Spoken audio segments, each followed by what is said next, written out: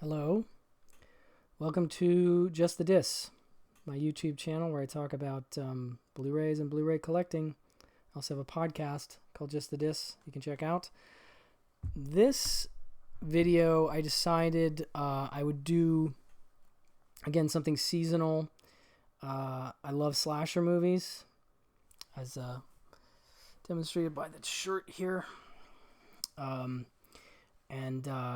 So I thought maybe it would be fun to talk about some favorite slasher movies on Blu-ray. And, I've got a variety of labels here that are part of this. I think I've got about 5 or 6, and I'll try and make it quick because I'm trying to shorten these. I'm trying to be a little quicker with my recordings. I'm used to talking long on Pure Cinema and Just the Dis, and I can't truncate myself. I need to work on it. But let's get right into this, shall we? Slashers. I'm going to start with an old favorite, The Prowler, Blue Underground. I would love to see a nice new Blu-ray of this at some point because this one is pretty old, if I recall. It looks fine, but this is directed by Joseph Zito, who also did Friday 4. He did Red Scorpion. He did, I just watched one of his other movies the other day, Invasion USA. So that's the pedigree of Joe Zito. But this really is one of my favorite slashers. It's got effects by Tom Savini, I think. It's also known as Rosemary's Killer. It says this gruesome shocker is one of the cruelest body count movies of the 1980s. Graphic gore effects by Tom Savini, and stars Hollywood legends Farley Granger and Lawrence Tierney. It says Avalon Bay, 1945. On the night of her graduation dance, young Rosemary and her date are brutally murdered by a prowler, thought to be a jilted soldier home from the war. The killer was never found. 30 years later, the dance is held again for the first time since that horrific evening, but something else may have also returned. Tonight, the teens of this sleepy town will meet their grisly ends at the hands of and pitchfork of the Prowler. So the Prowler is a pretty cool looking killer. He wears sort of a military uniform and helmet and a kind of a gas mask and military fatigues, I think. And he carries a pitchfork and he kills with a pitchfork, and he's pretty rough with it. Likes to put his foot into it and really get that pitchfork in you. But yeah, this one is just creepy and a fun sort of whodunit kind of slasher. And I don't know, a good killer with a good, outfit, mask, whatever, faceless killer. I kind of always go for that. And this movie really does that well. Let's see here. Audio commentary by producer-director Joe Zito and Tom Savini. I remember that being kind of fun. But, it's Savini effects, and it's 1981. So it's, right after he's doing Friday the 13th, and he's doing The Burning and stuff. And if you like those movies, the effects are on par with those, in terms of the kills. And he just, I don't know, Tom Savini's a unique individual. He was, I think, a war photographer, and really saw some grisly stuff and was able to then incorporate that into the work that he did. And these kills are pretty brutal. But I know that this is known. I know slasher fans like this movie, The Prowler, but like I said, it needs a new Blu-ray, and I don't know if it's streaming anywhere, so I feel like when movies aren't streaming, people aren't watching them as much. So definitely a gem in the slasher category. Definitely worth your time. The Prowler. Next up, Just Before Dawn. This is the inside of this one. I flipped the artwork. This is a really nice Code Red Blu-ray. And it has the original uncut version from the original Internegative and an extended cut for overseas distribution, and then interviews with the cast and stuff. Cast includes George Kennedy, Greg Henry, who's in Body Double, and you'd know him from some De Palma stuff. Chris Lemmon, Jack Lemmon's son, And the ladies, I don't know as well, but just the description here says 5 friends set out for a weekend camping excursion to drink, frolic, and skinny dip on an isolated piece of land one of them has inherited. Despite the ominous warnings from the local forest ranger, George Kennedy, strange backwood families, and a hollering drunken hunter claiming to have witnessed his friend's evisceration at the hands of demons, they trek further into the foliage. It's really interesting, kids in the forest slasher. And one of the things that's cool about it, and they talk about it more in the interviews, I think, was they were talking about how the forest they were in was so thick and the cover from the tops of the trees was so high and so thick that at night it blocked out the stars completely. So you had like real pitch blackness. And you can kind of sense some of that in some of the dark scenes in this movie. There's like a real sense of how dark it is out there.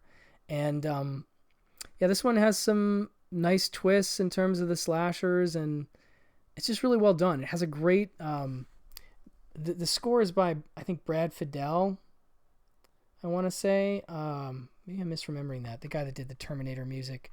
But there's like this weird like whistle that's it's part of the music, but it's also just sort of the sound design / something that's really happening. And it's super creepy. And it's just like one of those, it's almost like the kind of like Friday the 13th. I mean, it's like almost signature like that in a way. And so when I hear it, even when I've seen the movie before, I sit down to watch it, I hear that whistle, I'm just like, ugh, creeps me out. But very good slasher, good ending.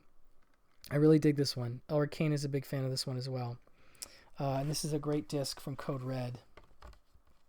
Definitely watch yourself some Just Before Dawn. Next up, I had to do it. I'm wearing the shirt. That's Final Exam from Scream Factory. Some might find this to be a little bit of a goofy slasher. It says at Lanier College, the semester is almost over. Exam week is coming to a close when some upperclassmen play a prank. I'm not going to spoil that. There's a fun bit at the opening of the movie that I'm not going to spoil. And then it's something a lot more final than an exam. Students are falling prey to a knife-wielding maniac stalking the school, bent on making sure that for some, school is out forever. And this has one of the great slasher characters of all time in it. And he's played by Joel Rice. The character's name is Radish. He's kind of like the nerdy dude on campus. And he's not quite as self-aware as, say, Jamie Kennedy's character in Scream or anything like that. But he is sort of aware of what's happening, and he's sort of one of the first ones to be like, we got to get out of here. We got to call the cops. And, like I said, he's pretty nerdy, but he's really endearing, and he becomes like just one of those characters that you love and you talk about. And I don't know. So I think this is well done enough as a slasher. And I like campus slashers too. There's something about college campuses, and there's some great scenes in like a gymnasium, like a dark gymnasium and locker rooms. Like that stuff, when it's deserted and dark, can be really not a cool place to hang out. And I feel like this movie takes advantage of those locations, and it's just fun for me. I know this is one that some people don't care for or think is very good, but the more I watch it, the more I like it, is what I say. And it has an audio commentary with cast members Joel Rice, Cecile Baghdadi, and Sherry Willis Birch. Interviews with cast members Joel Rice and Cecile Baghdadi and Sherry Willis Birch. So it's fun to get their take on, their memories of the movie. But I don't know. I like this one a lot. Final Exam. Next, Sorority House Massacre. This one is from 1986. It's a little later in the cycle. Directed and written by Carol Frank. And this one is kind of a Halloween-y kind of thing. It's like Halloween the college years, maybe. It says, Corman produced this. I forgot. From legendary producer Roger Corman comes the slasher classic. When Beth comes to visit her friends at a sorority, she gets a strange feeling from the house. It seems hauntingly familiar. The girls just want to have fun. But Beth suffers from nightmares of a knife-wielding killer. Little does she know, a dangerous psycho has just escaped from the mental ward and is heading straight for them. The girls' night of fun quickly becomes a nightmare of terror as the killer stalks them one by one. Yeah, I mean, so it is like Michael, a killer escapes from a mental institution, goes to this college, starts killing people, finds his way to their sorority house, and goes from there. But there's a certain psychic connection between the killer and the main girl that is also very reminiscent of Halloween. And there's something kind of weird and dreamy about this movie that, I don't know, it stands out to me for some reason. It's one that I like very much. There's another one I've seen on Letterboxd people rate kind of low. So I don't know, maybe this one is just me, like Final Exam or something. But I don't know, I dig this one. It's almost surreal in parts in terms of the dreaminess. So I don't know, I dig it. Sorority House Massacre. Good stuff. This is a Scorpion releasing Blu-ray. Might be out of print. But I think this movie is also streaming in places. So if you want to watch it, you might be able to find it streaming somewhere. Just a few more here. Don't Go in the House. It's also a Scorpion disc. You've been warned. This one is tricky because it's considered a slasher, but the killer uses a flamethrower, and he mostly does it in his own house. Basically, you have this really creepy guy named Donald. Let me just read this. As a child, Donald Kohler grew up under the sadistic rule of an overbearing mother.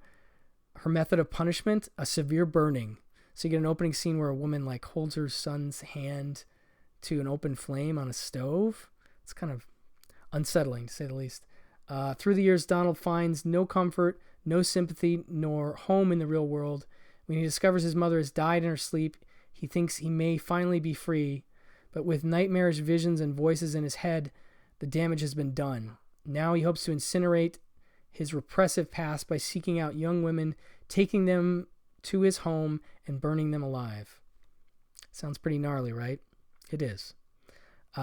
It's also a Psycho ripoff, for what that's worth. So you have a combination of a guy who's... I like Dan Grimaldi as an actor. He was in The Sopranos, apparently. But his character is just so awkward and weird, and his cadence is it's creepy. He doesn't speak like a normal person, really.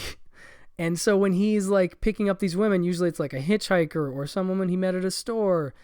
It's almost comical that you can't believe that these women be like, oh yeah, I'll go in a car with that guy. Oh no, I'll go in the house and meet his mother because he's giving me this ride and he's asking for a favor. Oh no, I'm in a room where it's all steel and it's a place where he burns people. And yeah, it's like I said, unsettling stuff. It sounds really messed up when I describe it, but there's something about it that is slightly more appealing than I make it sound like. Not that I think a guy burning women to death is an interesting or fun idea at all, but there's something about the movie and the way that he behaves and the relationship with his mother and the psycho vibes. I don't know. This one is really interesting to me. And yeah, I don't know.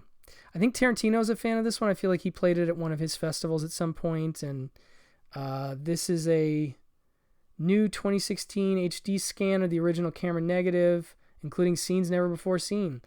Audio commentary with Dan Grimaldi, on-camera interview with Grimaldi, brand new interview with co-star Robert Oths, and a featurette. So it's got a few nice features here.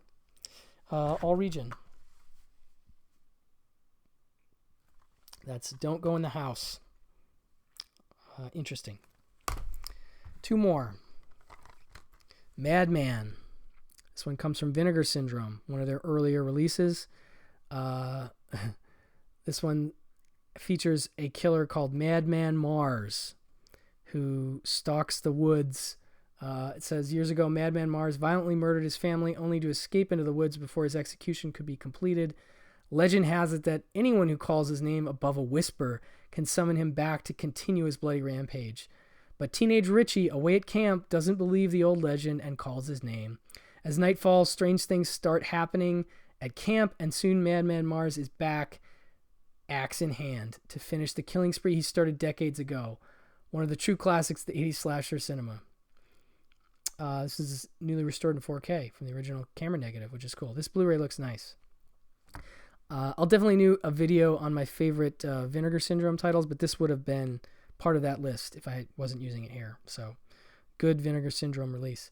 But yeah, Madman Mars is a really interesting killer. He's like a big old hillbilly with like a nose that's sort of rotted away. He wears overalls. He's got hobbit feet, basically. He's got feet that don't look like human feet. They look like demon feet. He walks around barefoot, and he's got a big willowy like beard, and he's creepy looking. He's a good killer, and that's definitely something I look for in my slashers.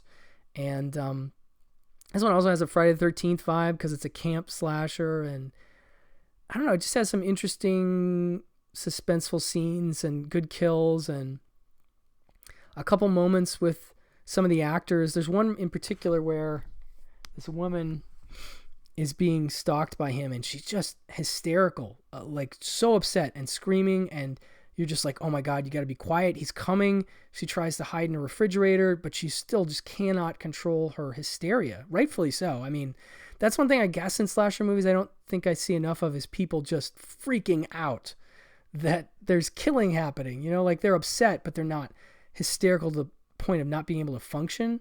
And that happens in this movie. And I guess that has always stood out to me as a scene where I'm like, wow, that's a little different, or that's a little further. Maybe it's just a performance thing. Maybe she just went over the top. I don't know, but I like that scene, and I like Madman Mars as a killer. He's effective and memorable. So this is a good one. Also, All Region.